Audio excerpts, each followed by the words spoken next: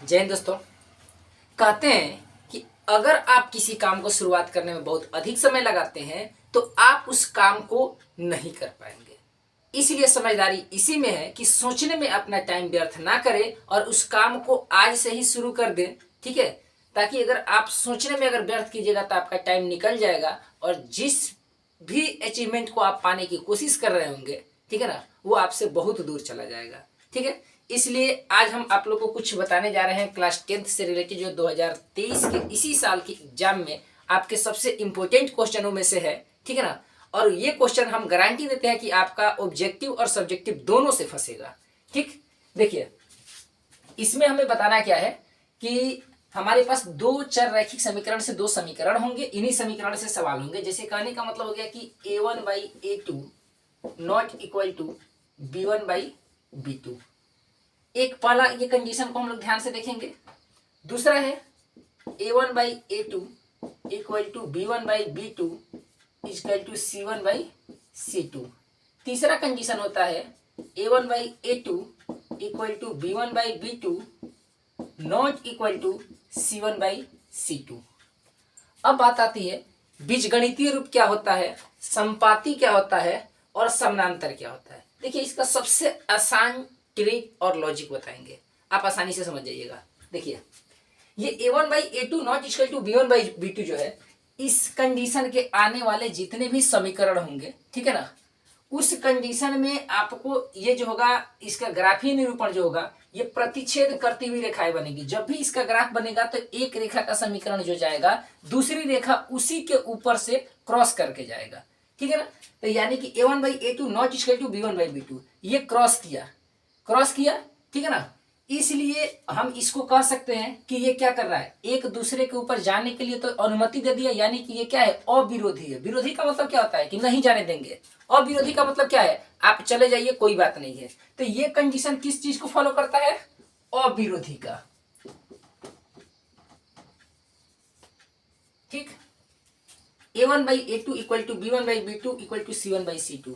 देखिए इसका ग्राफ जब भी बनेगा, अगर किसी ग्राफ में अगर एक समीकरण खींच रहे हैं, एक रेखा का मतलब एक समीकरण का एक रेखा अगर हम खींच रहे हैं तो दूसरे समीकरण का रेखा ठीक इसके ऊपर से ही जाएगा। मतलब क्या, एक है एक के ऊपर दूसरा जा रहा है, यानी कि ये संपाती का कंडीशन दर्शाता है। तो पहला जो है, पहला किस चीज का कंडीशन को दिखाया, प्रतिच्छेद करता, यानी कि प्रतिच्छेदित रेखाएं। ठीक है ना, और दूसरा कंडीशन जो हमारा दिखाएगा ये संपाती रेखाएं होगा, संपाती रेखाएं। ठीक है, और तीसरा कंडीशन जो हम लोग का होगा ये समानांतर होगा। एक रेखा कभी भी दूसरी रेखा के क्या होंगे, मतलब कि समानांतर जाएगा। एक रेखा दूसरी रेखा के समानांतर जाएगा, इसलिए तीसरे का कंडीशन होता है समानांतर रेखा है। ये सब किस चीज की कंडीशन को दिखाएंगे, ये सभी के सभी ग्राफीय निरूपण इसका दिखाएंगे। ग्राफ कैसे बनेगा ऐसे कंडीशन के इक्वेशन में। ठीक है ना, अब होता है बीजगणितीय रूप। ठीक, बीजगणितीय रूप। तो बीजगणितीय रूप में ध्यान देखिएगा, प्रतिच्छेद करती जो रेखाएं होती है ये इसका जो होता है एक हल होता है, यानी कि अद्वितीय होता है, केवल एक हल, केवल एक हल, ये होता है अद्वितीय। ठीक है, और जो संपाती रेखाएं होती है ये आपका होता है अपरिमित रूप से अनेक हल। इसका बीजगणितीय रूप जो बनेगा अपरिमित रूप से अनेक हल। तीसरा कंडीशन जो हमारा आएगा, तीसरा कंडीशन में होगा ये समानांतर रेखाएं होती है और इन समानांतर रेखाओं का जो ग्राफ निरूपण बनेगा इसका कोई हल नहीं होता। मतलब कोई हल नहीं का मतलब कि सिर्फ और सिर्फ इसका एक ही निकलेगा, कोई हल नहीं। तो ये कंडीशन क्या किया, विरोध कर रहा है ना, कभी भी प्रतिच्छेद एक दूसरे के ऊपर ना करे, इसका मतलब ये विरोध कर रहा है, इसलिए ये कंडीशन क्या हो जाएगा, विरोधी हो जाएगा। और ये क्या है, एक दूसरे के ऊपर जा रहा है, इसका मतलब एक दूसरे से आश्रित है ये, इसलिए इसका कंडीशन कैसा होगा, आश्रित होगा। अब इसमें पूछता है कि ऐसे इक्वेशन में संगत असंगत की कंडीशन जो बात पूछती है, तो ये दोनों समीकरण जो होंगे ठीक है। इस वाले समीकरण में क्या होगा, संगत होगा, ठीक, ये भी संगत आएगा और ये कंडीशन आपका असंगत होगा, ठीक है। ये तीनों कंडीशन आपको पता चल गए। अब इसका हम सवाल आपको दिखाते हैं, ठीक है ना, कैसे हम इस सभी इक्वेशन को दिखा रहे हैं। एक चीज और देखिए, आपको इसमें से कुछ क्वेश्चन है, इसको बता देते हैं। ये कह रहा है मेरा 2x, देखिए क्वेश्चन आपको दिखाते हैं। 2x माइनस 3y बराबर 8 और दूसरा है 4x माइनस 6y बराबर 9। ये दो समीकरण है मेरे पास। इसका a1 का कंडीशन कितना है, 2 है, a1 का कंडीशन 2, a2 का कंडीशन कितना है, 4 है।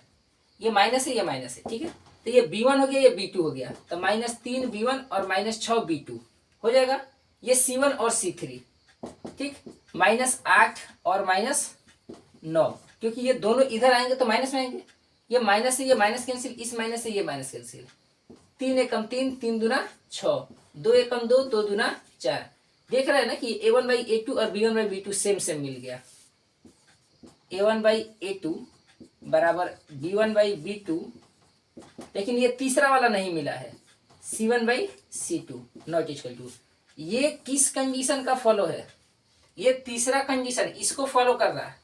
मतलब इसका जब भी ग्राफ बनेगा वो एक दूसरे के समानांतर रेखाएं जाएंगी। लेकिन किताब हमारा कह रहा है कि बताइए कि ऐसे समीकरण जो युग्म होते हैं वो संगत है कि असंगत है। तो अब देखिए इसी कंडीशन से हम लोग जाएंगे तो पता चल जाएगा कि ये कौन सा कंडीशन को फॉलो कर रहा है, असंगत को फॉलो कर रहा है।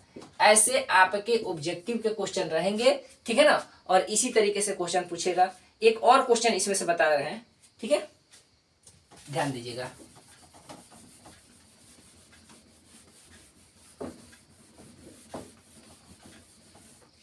देखिए कह रहा है कि 5x minus 4y plus 8 equal to 0, 7x plus 6y minus 9 equal to 0। देखिए a1/a2 b1/b2, a1/a2 कितना है, 5/7 बराबर b1/b2 कितना है, -4/6। अब देखिए इसी सिर्फ दो ही a1/a2 और b1/b2 से हमें पता चल रहा है कि ये दोनों बराबर नहीं है, ठीक है ना। तो a1/a2 और नॉट इक्वल टू b1/b2। इस सवाल में पूछा गया है कि बताइए कि ये जो समीकरण युग्म है क्या ये मतलब कि रेखाएं एक बिंदु पर प्रतिच्छेद करती है कि समानांतर है कि समपाती है। तो देखिए ये a1/a2 not equal to b1/b2 ये किस तरीके से है, प्रतिच्छेद करती रेखाएं हैं, ठीक है ना। इसलिए इसका आंसर क्या हो जाएगा, प्रतिच्छेद करती रेखाएं, ठीक। ऐसे क्वेश्चन आपके एग्जाम में पूछे हुए क्वेश्चन है और ऐसे क्वेश्चन आपका पूछा जाएगा, ठीक है। अब इसी के साथ मिलते हैं नेक्स्ट वीडियो में। आज के लिए जय हिंद।